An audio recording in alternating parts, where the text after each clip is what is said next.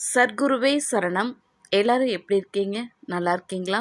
இன்னைக்கு நாம பார்க்க போற டாபிக் எதை பத்தி பார்க்க போறோம் அப்படின்னா, அன்னதானத்தை பத்தி தாங்க பார்க்க போறோம். தானத்திலேயே சிறந்தது அன்னதானம் அப்படின்னு கேள்விப்பட்டிருப்போம் இல்லையா?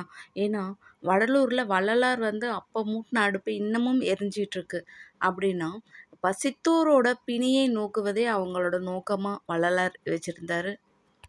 மனிதனுக்கு பணம், நகை, பொன், பொருள் இதெல்லாம் நம்ம குடுத்தோம்னா, அவன் போதுங்கிற மனநிலைமைக்கு வரமாட்டான். இன்னும் வேணும் அப்படிங்கிற தாட்டு தான் இருக்கும். ஆனா, சாப்பாடு நம்ம போதும்ன்னு சொல்ற ஒரே விஷயம் சாப்பாடு மட்டும்தாங்க.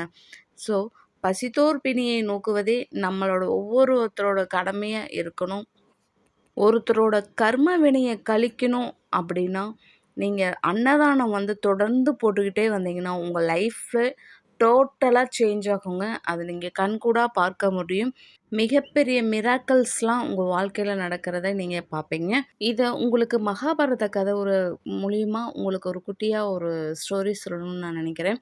அதாவது கா தான தர்மத்தில சிறந்தவரே யாருன்னா கர்ணன். இது நம்ம எல்லாத்துக்கும் தெரியும். ஆனா, அவரு எல்லா தானமும் செஞ்சிருக்காராமா. ஆனா, அன்னதானம் மட்டும் செய்யல. அதற்கு ஒருத்தர் கேட்குறாரு, "கண்ணா, நீ எல்லா தியானமும் செஞ்சுட்ட. ஆனா, அன்னதானம் மட்டும் செய்யல. ஆனா, ஒரே ஒரு டைமு உங்கிட்ட வழிப்போக்கன் ஒருத்தர் கேட்டாங்க. இந்த பக்கம் அன்னதானம் போடுற இடம் எங்கங்க இருக்கு?" அப்படின்னு கேட்குறப்போ, "நீ ஆள்காட்டி விரல காட்டி தான் பாரு அங்க இருக்குங்க" அப்படின்னு காட்டுன விரல் மட்டும் தான் அந்த புண்ணிய பலன அடைஞ்சிருக்கு. அது மட்டும் இல்லாம, "நீ அன்னதானம் செய்யாதனால தான் உனக்கு இவ்ளோ பசி எடுக்குது." அப்படிங்கிற மாரி சொல்லியிருக்காங்க. அப்போ அவரு நெனச்சிருக்காரு, "ஓ! அப்போ அன்னதானத்துக்கு அவ்ளோ பெரிய சக்தி இருக்கா? பலன் இருக்கா? நாம இந்த அன்னதான பலன அடையறதுக்காகவே நம்ம மறுபடியும் பிறப்பெடுத்து எல்லா மக்களுக்கும் அன்னதானம் வழங்கணும்." அப்படின்னு கோரிக்கை வைக்கிறாருங்க. இந்த கதையின் மூலமா நம்ம என்ன தெரிஞ்சுக்கிறோம் அப்படின்னா, அன்னதானத்துக்கு எவ்வளோ மிகப்பெரிய ஒரு பலன், புண்ணிய பலன் இருக்குது அப்படிங்கிறத இந்த கதை மூலியமா நம்ம தெரிஞ்சிருக்கிறோம் இல்லையா? அதாவது ஆ அன்னதானம் எங்க போடுறாங்கன்னு கேட்குறப்போ, அந்த சுட்டி காட்டுன அந்த ஆள்காட்டி விரலுக்கே அந்த பலன் கிடைக்கிறப்போ, நம்ம உண்மையாலுமே நம்ம அன்னதானம் வழங்குனா, நமக்கு எவ்வளோ மிகப்பெரிய ஒரு சக்தி இருக்கு அப்படிங்கிறத அந்த இடத்துல நம்ம மகாபாரத கதை மூலியமா நம்ம உணர்ந்திருக்கிறோம். இந்த புண்ணிய பலன்லாம் ஒரு பக்கம் இருந்தாலும், பசிச்சவங்க சாப்பாடு நீங்க வாங்கி குடுத்து, அவங்க கண்ண பார்த்தீங்கன்னாவே தெரியும். அதில அவங்க எந்த அளவு அவங்க சந்தோஷப்படுவாங்க அப்படிங்கிறத அத நம்ம வார்த்தையால சொல்ல முடியாதுங்க.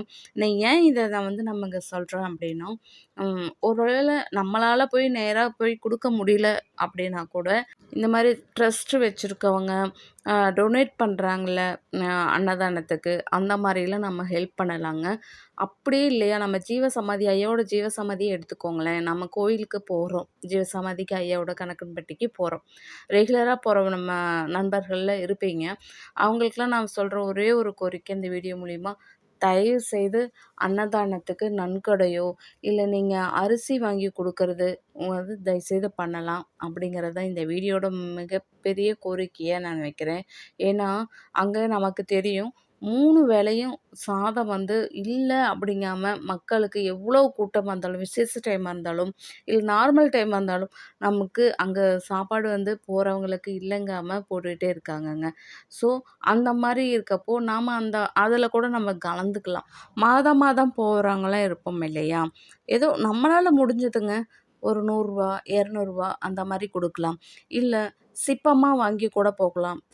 இல்ல அப்டின்னா, ஒரு சின்ன பை மாரி கூட இருக்கும் இல்லையா? அந்த மாரி குடுங்க. அது ஒரு 3 பேர் வயிறு நெப்பும்ல. ஸோ, அந்த மாரி பண்ணணும் அப்படிங்கிறது தான் என்னோட கோரிக்கை. ஏன்னா, பசித்தோரோட பிணியை போக்கணும் அப்படிங்கிறது ஒவ்வொருத்தரோட கடமையா இருக்கணும். அது இந்த கலியுக காலத்துல. அது நம்ம ஐயாவோட ஜீவ சமாதியில உங்களால முடிந்தால் நான் சொன்ன மாரி பண்ணுங்க தயவுசெய்து. இத நீங்க பண்ணி தான் ஆகணும் அப்படின்னு அந்த இடத்துல சொல்ல வரல. ஒரு ரெக்வெஸ்ட்டா தான் பணிவா உங்களால முடிஞ்சா பண்ணுங்க. பண்ணீங்கன்னா, உங்களுக்கோட கர்ம வினைகள் கழியும்.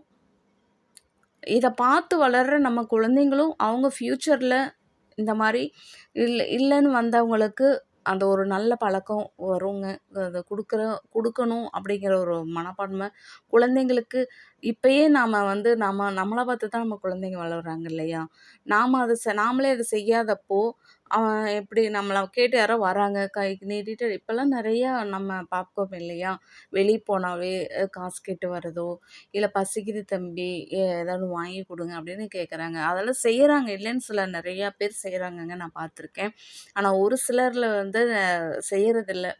அ இதில நான் வந்து இந்த இடத்துல நானு சொல்லணும்னு நெனைக்கிறேன். அது நான் வந்து ஒரு 5 இயர்ஸ்க்கு முன்னாடிங்க. என்ன ஆச்சு அப்டின்னா, ஒரு பாட்டி வயதானவங்க தண்ணி ஒரு கடைக்கு வெளிய நாங்க வந்து கடை வீதி போயிட்டு வந்துட்டுருந்தோம். ஒரு கடைக்கு வெளிய தண்ணி வச்சிருக்காங்க. தாகம் எடுத்திருக்கும் போல.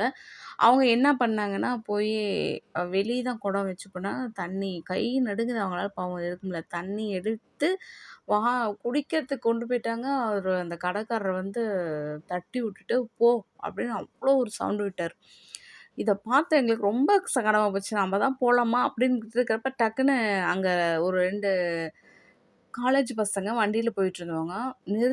நிறுத்திட்டு உடனே போய் அந்த அம்மாவ உட்கார வச்சு, போய் தண்ணி வாங்கிட்டு வந்து குடுத்து, டீ சாப்பிட்றீங்களான்னு கேட்டு வாங்கிட்டு வந்து குடுத்துட்டு, "ஏதாவது பசிக்குதா அம்மான்னு?" கேட்டு, அவங்க கடைக்கு முன்னாடி தான் ஓரமா உட்கார வச்சு. அதனால எதுவுமே பேசல. அவங்க தட்டி விட்டாங்க இல்லையா? அவங்க கிட்டலாம் அந்த பசங்க எதுவும் பேசல. இவங்க போய் சாதம் வாங்கிட்டு வந்து, என்ன வேணும்னு கேட்டு வாங்கிட்டு வந்து குடுத்துட்டு, அவங்க கால்ல விழுந்து ஆசீர்வாதம் வாங்கிட்டு போனாங்கங்க. இது வந்து என்னால எப்பயுமே மறக்க முடியாது. ரொம்ப சந்தோஷமா இருந்துச்சு. இந்த மாரி ஒரு சிலர் நல்லவர்கள் இருக்கிறதுனால தான் இந்த பூமி இன்னமும் வந்து இயங்கிக்கிட்டு இருக்குங்க. இதை பார்த்த அந்த கடைக்காரருக்கு ஃபேஸே ஒரு மாதிரி ஆயிருச்சு. ஏதோ போய் அ 10 பேர் சேர்ந்து அவர அடித்த மாரி அந்த ஃபேஸ் ரியாக்ஷனே டோட்டலா மாறிடுச்சு. வெட்கப்பட்டு தலை குனிஞ்சு உள்ள போனாரு அவரு. இன்னொன்னு நாம தெரிஞ்சுக்க வேண்டியது என்ன அப்டின்னா, இந்த கலியுக காலத்துல சித்தர்கள் வழிபாடு அதிகமா இருக்கு. சித்தர்கள் என்ன பண்ணுவாங்கன்னா, சித்து விளையாட்டுகள் நெறைய பண்ணுவாங்கன்னு சொல்லுவாங்க. அது என்னங்க சித்து விளையாட்டு அப்டின்னா, வேற ஒண்ணும் இல்லைங்க. அவங்கள வணங்குற பக்தர்கள்கிட்ட வந்து டெஸ்ட் வைப்பாங்களாமா. இது நிஜமா நடக்குதுங்க. கேள்விப்பட்டுருக்கேன். டெஸ்ட் வைப்பாங்களாமா. என்ன பண்ணுவாங்க அப்டின்னா, இப்ப நாம ஒண்ணு கடவுள்ட்ட வேண்டுறோம் இல்லையா? நம்ம இப்ப ஜீவசமாதி ஐயாவோட ஜீவசமாதி போறோம். எனக்கு அத குடு, இத குடுன்னு நம்ம கேட்குறோம் இல்லையா? அப்படி கேட்குற பக்தர்கள்கிட்ட வந்து என்ன அவரு வந்து டெஸ்ட் வைப்பாங்க அப்படின்னு சொல்லுவாங்க. என்ன டெஸ்ட் வைப்பாங்க அப்படின்னா, ஏதோ ஒரு மனித ரூபம் எடுத்து, "தம்பி எனக்கு பசிக்குது, எனக்கு அத வாங்கி குடு, இத வாங்கி குடு" அப்படின்னு கேட்கறது.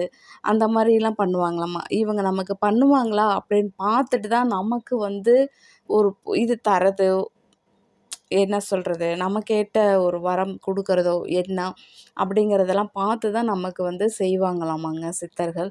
இத நான் ஒரு இதில கேள்விப்பட்டுருக்கேன். ஏன்னா, நமக்கே குடுக்கணுங்கிற ஒரு மனப்பான்மை இல்லாதப்ப, நாம்ப எப்படி அவனுக்கு தரலாம் அப்படின்னு சொல்லி அவங்க யோசிப்பாங்களாமாங்க சித்தர்கள். ஸோ, அதனால முடிஞ்ச வரையிலும் குழந்தைங்களுக்குமே நம்ம வந்து அந்த பழக்கம் இப்ப இருந்தே பண்ணணும்.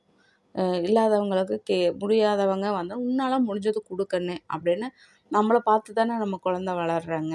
நாம இப்ப இருந்தே அந்த பழக்கத்த பழக்கிட்டோம்னா, அவங்க எதிர்காலத்தில நல்லா வருவாங்கங்க.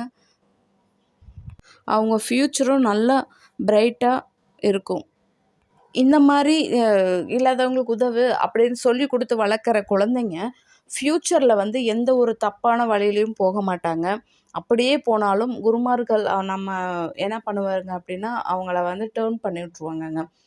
ஸோ, அதனால இப்ப இருந்தே குழந்தைங்களுக்கு நம்ம நல்லது சொல்லி வளர்க்கணும். இந்த மாரிலாம் ஹெல்ப் பண்ணணும். அன்னதானம் வழங்கு. உன்னால முடிஞ்சது 4 பேத்துக்கு வந்து சாப்பாடு போடு. அப்படி சொல்லி வளர்க்கணுங்க. என்ன பொறுத்தவரையிலும் குழந்தைங்களுக்கு வந்து காசு, பணம் சேர்த்தி வைக்கிறதுங்கிறத விட, நம்ம வந்து புண்ணியத்த சேர்த்தி வச்சா தான், அது மேல நம்ம இறந்து போனதுக்கப்புறம் அங்க செல்லுங்க. இது எத்தன பேத்துக்கு புரியுங்கிறது தெரியல. இதுதான் நிதர்சனமான உண்மைங்க. ஏன்னா நம்ம இறந்த பின்பு நம்ம கூட வர்றது, நாம செஞ்ச பாவ, புண்ணியம் தான் நம்ம கூட வரும். ஸோ, நீங்க முடிஞ்ச வரைக்கும் அன்னதானம் அப்படிங்கிற ஒரு செயல்பாட்டுல அனைவரும் இறங்கணும் அப்படிங்கிறது தான் இந்த வீடியோவோட முழு நோக்கங்க. உங்களால முடிஞ்சது ஒரு நாளைக்கு ஒருத்தருக்கு வாங்கி குடுங்க. உங்களால் உங்கள் வசதி வாய்ப்புக்கு தகுந்த மாதிரி தயவுசெய்து பண்ணுங்கள். அதற்காக தான் மெயினாக இந்த வீடியோ. ஒரு சில வீட்டில் இதெல்லாம் ஒத்துக்க மாட்டாங்க அப்படின்னிங்கன்னா, நீங்கள் வந்து ட்ரஸ்ட்டு இந்த மாதிரி நிறைய இருக்குது இல்லையா, அந்த மாதிரி நீங்கள் டொனேட் கூட பண்ணலாம். ஐயாவோட ஜீவசமாதிக்கு போனீங்கன்னா கூட நீங்கள் வந்து அரிசி வாங்கி கொடுக்குறதோ, இல்லை அங்கே டொனேஷன்லாம் பண்ணுறாங்கல்ல, அதோ பண்ணுங்கள். உங்கள் வாழ்க்கை சுபிட்சமாக இருக்குங்க. நீங்கள் இந்த அன்னதானத்தை பற்றி என்ன நினைக்கிறீங்க அப்படிங்கிறத கமெண்ட் பண்ணுங்கள். இந்த வீடியோவை முடிந்தால் ஷேர் பண்ணுங்கள். நாம் நெக்ஸ்ட்டு ஒரு நல்ல ஒரு வீடியோவில் பார்க்கலாம். அனைவரும் பிறப்பு இறப்பு என்ற ஒரு கொடிய நோயிலிருந்து விடுபட்டு கடைசியாக முக்தி என்ற இறைநிலையை அனைவரும் அடையணும் என்பதுதான் இச்சேனலின் நோக்கம். சத்குருவே சரணம். நன்றி.